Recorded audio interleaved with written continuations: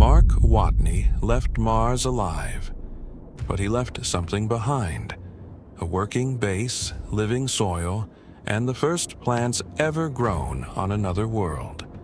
In this video, we'll explore what likely happened to Mars after he left, and what real science says about whether we could ever truly live there. When Watney departed, he left behind something unprecedented: a patch of Martian ground where a human had for the first time introduced Earth life, bacteria from human waste, living potato plants, and a sealed habitat still drawing power from the sun. Scientifically, that makes the site more than an abandoned camp. It was the first accidental biology station on Mars. And the question is, what happened next? The first thing that would happen, almost immediately, is the death of the garden.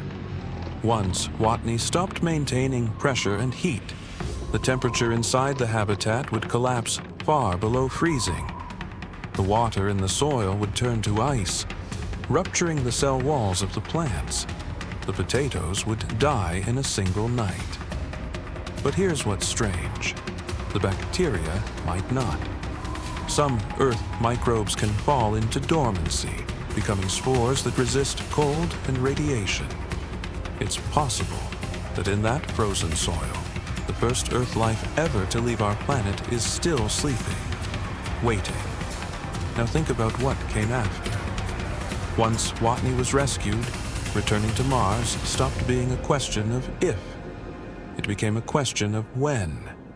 A later mission would land only a few hundred kilometers away, and one of the first things a new crew would do is make a pilgrimage to his base.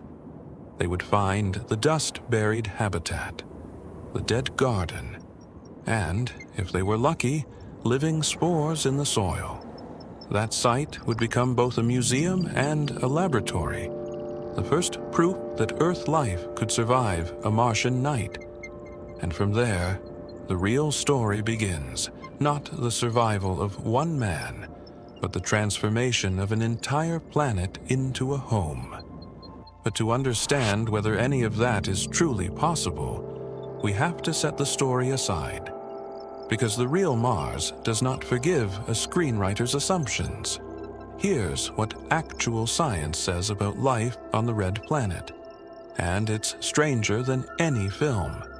In the story, Watney grows potatoes in Martian dirt.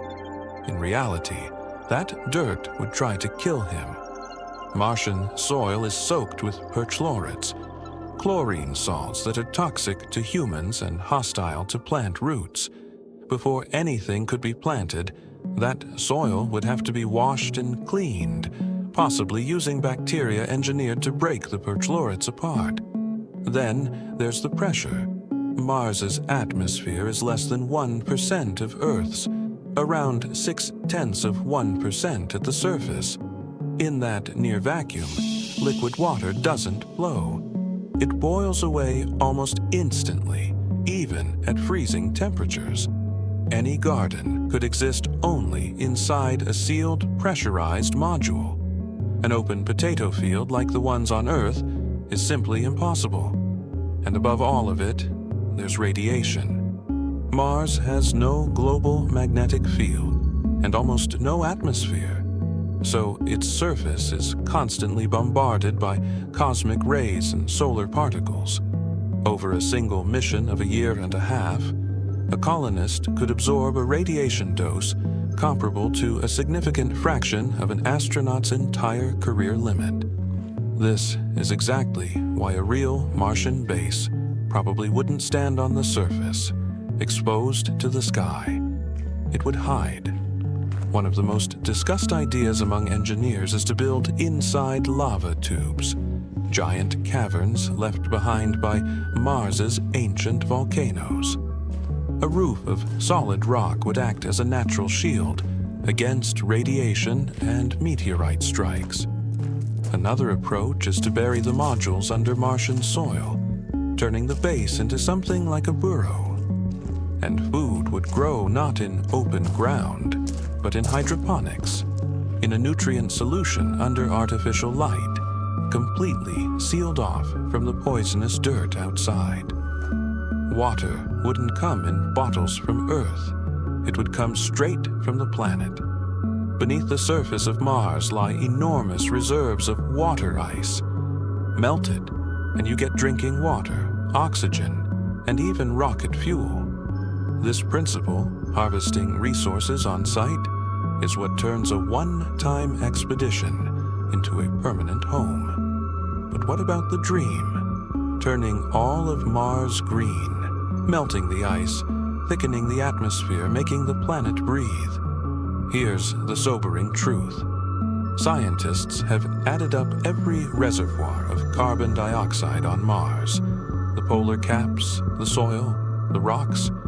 Releasing all of the accessible carbon dioxide would only about triple the current atmosphere. And that is still just 1/50th of what would be needed to make the surface habitable. Mars simply doesn't have enough locked-away gas to become a second Earth. And even if we somehow created an atmosphere, without a magnetic field, the solar wind would slowly strip it away again. Not in a human lifetime, but over millions of years, relentlessly. Terraforming Mars is not a project for one generation. It's a task on the scale of thousands of years. For a very long time, our bases there will be islands of Earth life under domes, surrounded by dead red desert. And yet, we will go. Not because it's easy, but because for the first time in history, one species has learned to carry life from one planet to another. Watney's frozen potatoes are fiction, but the idea behind them is real. Somewhere in this century, a human will actually plant the first crop in Martian soil. And when that happens, life that began on Earth will no longer belong to Earth alone. You are living in the last generation for which humanity is a single planet species. The next one won't be. If you want us to explore what a real base on Titan or beneath the clouds of Venus would actually look like, tell us in the comments. We read every one of them. Thank you for supporting the channel.